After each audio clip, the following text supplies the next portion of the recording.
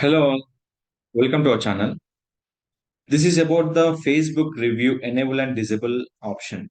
Any Facebook page, the new page updating for in your Facebook business page option. In a Facebook business page, how we can enable reviews and disable the reviews. So right now, I don't showing for any review option. Review given is different and the review option will be shown to the customers.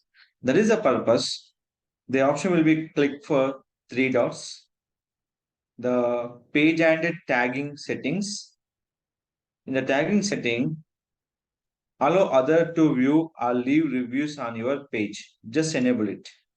After enable this feature, if you go to home and open your Facebook business page option, the review button will be enabled on your particular business page option.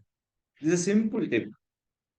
So that is mean by the reviews visible to the proper customers to tagging the on your particular Facebook page purpose. So compulsory this is the method you can enable and disable by reviews on your Facebook business page. New optimize business page.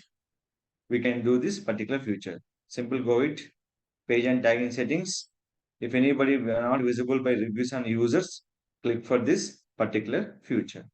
So if any more update about in Facebook business page, anything, please contact our channel. I definitely will be support you. Don't forget to like, share, subscribe our channel.